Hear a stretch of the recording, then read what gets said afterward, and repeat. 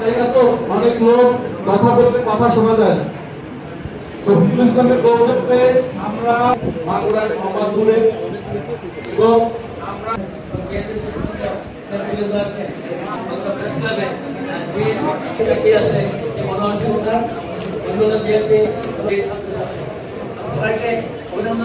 কিন্তু তাকে ছাত্রলীগ যুবলীগ ভূমিকা নেয় বহু ভাইকে সে ছাত্রলীগ কিছু না থাকি সকলের সম্পৃক্ততা না হয় প্রত্যেক পরিবারের উপর চাপ প্রদান করে।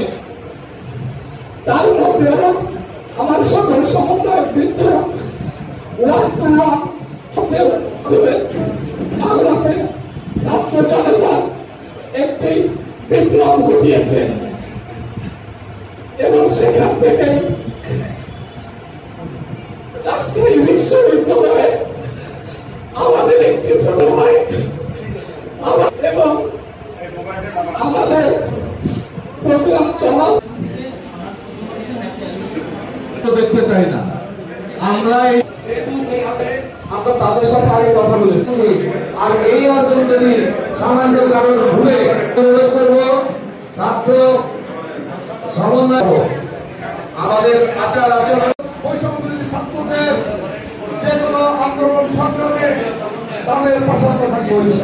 আমাদের আগামী রাষ্ট্রনায়ক তারেক রহমান আমাকে নির্দেশ দিয়েছিলেন যে আপনি নিজে বাগরে না দিতে পারলেও বাগরার ছাত্র আন্দোলনে যাতে নেতৃত্ব সঠিকভাবে চলে সেই ব্যাপারে আপনি সার্বক্ষণ যোগাযোগ করেন। এটাই সে দেখেছে,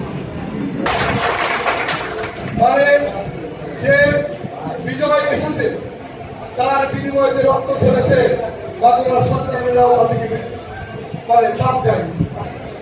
বাগরাতে 6 জন বাগরাতে নিহত হয়েছে এবং আপনারা জানেন শ্রীপুরের 2 জন এবং জগদালের 1 জন, এই 3 জন ঢাকায় আন্দোলনে শহীদ হয়েছে। আমরা আল্লাহর কাছে দাবি করবো আপনাদের তাদেরকে শহীদ মর্যাদা দেন।